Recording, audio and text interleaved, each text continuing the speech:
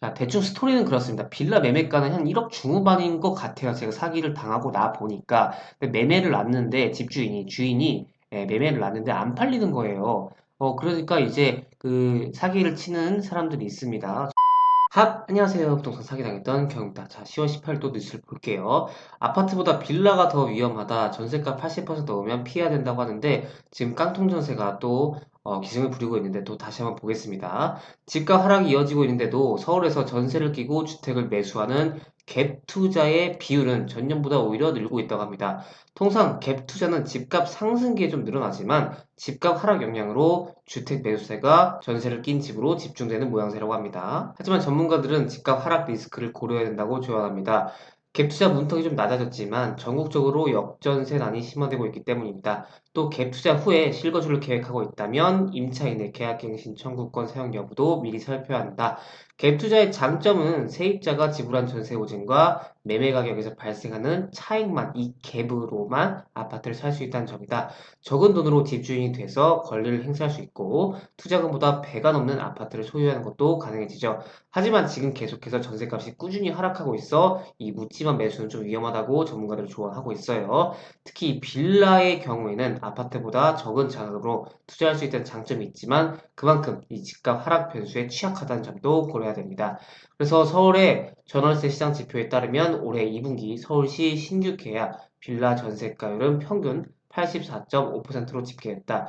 전세가율이라고 하는 것은 주택 매매 가격에 대한 전세 가격 비율이라고 합니다. 자, 이 가운데 신축 빌라가 가장 많은 강서구의 전세가율은 96.7%로 전국 최상위권에 속한다고 합니다. 전세가가 집값의 96.7%에 달한다는 얘기겠죠. 집값이 1억이면은 전세가 9,600만 원 정도 된다는 얘기겠죠. 업계에서는 전세가율 80%를 넘으면 깡통 전세 위험이 크다고 평가했습니다. 깡통 전세는 전세값이 매매값에 근접할 정도로 높아서 집값이 조금만 떨어지면 세입자가 전세 보증금을 돌려받기 어려운 집이죠. 최악의 경우 주택 매물이 압류돼서 경매로 넘어가게 되는 상황에 처할 수 있어요. 이 같은 상황을 막으려면 전세 보증 가입을 권장하는 게 유리하다고 전문가가 조언하는데 이것도 100%다 되는 건 아니에요. 임차인이 전세 보증 보험에 가입돼 있을 경우 기관이 보증금을 대신 돌려줘서 임대인은 보증금을 마련할 수 있는 시간적 여유를 가진다. 자, 이거를 토대로 제가 예전에 사기당했던 내용을 다시 한번 조금 리뷰해보는 시간을 가질게요. 이거는 제 얘기입니다. 제 얘기고, 어디까지 제 얘기이기 때문에 지금이 똑같이 된다, 혹은 이제 법이 바뀌어서 이제는 괜찮다 할 수도 있지만, 제 얘기를 조금 아심으로써 조금이라도 도움이 되셨으면 하는 바람입니다. 이 전세사기 경험과 사기 절차와 예방이라고 하기도 조금 어려울 수도 있어요. 그래도 제가 겪었던 경험을 말씀드리는 거니까 이걸 아시는 것만으로도 예방이 될 수도 있으니까요. 한번 내용을 살펴보도록 할게요. 자, 전세대출이 뭐 신혼부부 전세대출, 청년 전세대출 해가지고 이게 90%까지 대출이 나오거든요. 그럼 내 돈은 10%만 있으면 전세를 들어갈 수 있는 거예요.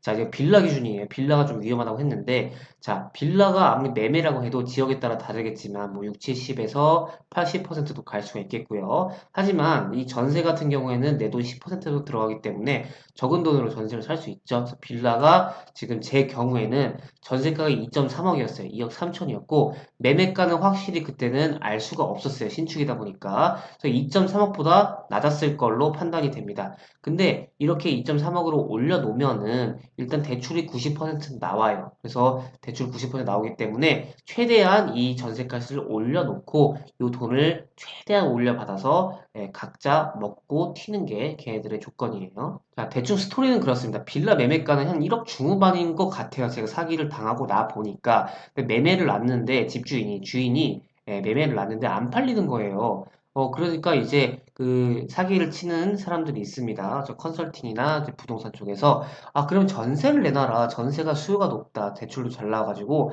청년들이랑 신혼부부가 대출이 90% 나오니까 빌라 전세가를 조금 더 올려서 받아보자. 그래서 뭐 2억에도 올릴 수도 있고 뭐 계속 올려서 2억 3천까지 올린 것 같아요. 그래서 저는 이제 계약금 10%만 있으면 되니까 2,300만 원 정도면은 이제 신혼부부나 사회초년생이면 아니면 청년이면 이 정도 돈은 조금 힘들게 빡세게 모아서 가질 수 있었겠죠. 그래서 이걸로 계약을 했어요. 자, 자세히는 모르겠지만 집값이 2.3억보다 낮은 건 확실합니다. 근데 제가 이거는 어떤 이제 예를 든 거예요. 만약에 집값이 1.9억이었다. 근데 2.3억의 전세를 줬어요. 그러면 집주인의 입장에서는 이 전세금을 받았죠. 근데 집값이 1.9억이니까 4천만 원이 이득일 거 아니에요. 근데 이 4천만 원을 집주인이 꿀꺽하느냐? 그건 아니에요. 이제 컨설팅이라든지 중개인이라든지 중개료를 해가지고 이게 4천만 원을 나눠먹기를 합니다. 이 비율이 뭐 50대 50인지 60대 40인지 그거는 모르겠지만 이렇게 보통 나눈다고 합니다. 그래서 2천만 원씩 나눠 갖는 거예요. 이 4천만 원으로 2천만 원, 2천만 원 이렇게 나눠 갖는 겁니다. 임차인은 피해자입니다. 그리고 공인중개사는 책임이 없어요. 이 중개 수수료를 받긴 하지만 공인중개사는 이제 그 도장을 찍긴 하는데요. 이제 여기서 또 빠져나갈 수도 있어요. 자, 그 다음에 제가 계약을 했다고 칩시다. 계약금 10%, 대출 90% 받아가지고 만약에 이 대출금이 들어갔다. 그러면은 이제 나는 집에 들어가서 편안하게 살겠죠. 전입신고랑 확정일자를 빨리 한다고 하더라도요, 이삿날. 근데 저는 다행스럽게도 이 대출 90%가 나오기 전에 막 지금 뭐 치고받고 싸우기까지는 아니었지만 뭐 이제 내용증명 보내고 거의 이제 뭐 진짜 소송까지 가기 전까지 해가지고 다행히 여기 전까지 해서 계약금 10%까지 해서 여기서 끝났기 때문에 여기서 돌려받았었어요. 근데 일단 이 프로세스를 알려드릴게요. 자, 계약을 하고 다 들어왔어요. 전입신고도 하고 확정일자도 했어요. 근데 이 집주인이 집을 팔아봅니다.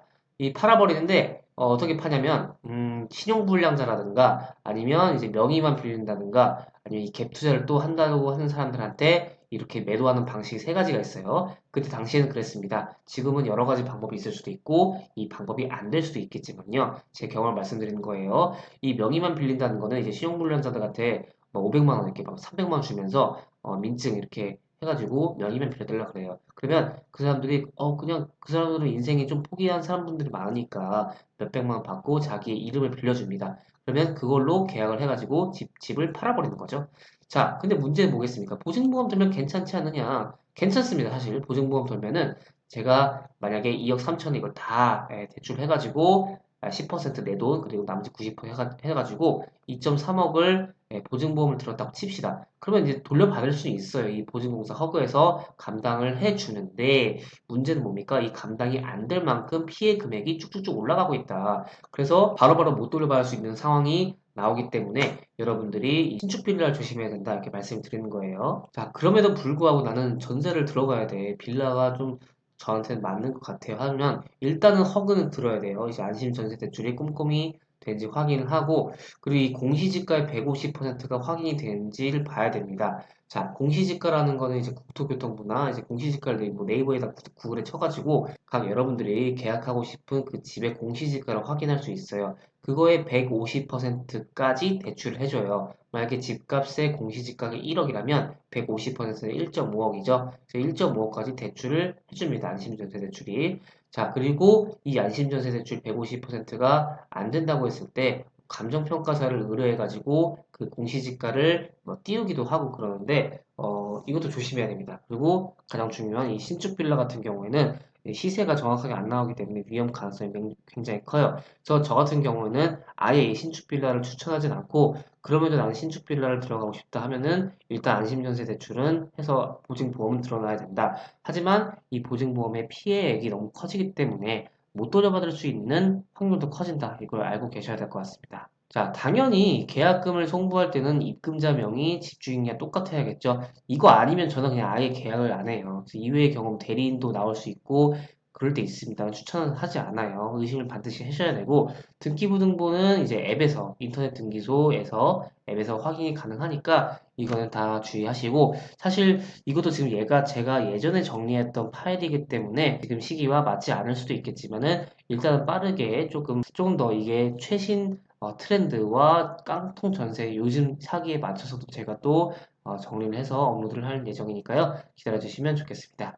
네, 오늘은 여기까지 진행하도록 하고요. 조금이라도 도움이 되셨다면 좋아요나 부탁드리겠습니다. 제작에 큰 힘이 됩니다. 그러면 다음 시간에 뵐게요. 여러분, 안녕!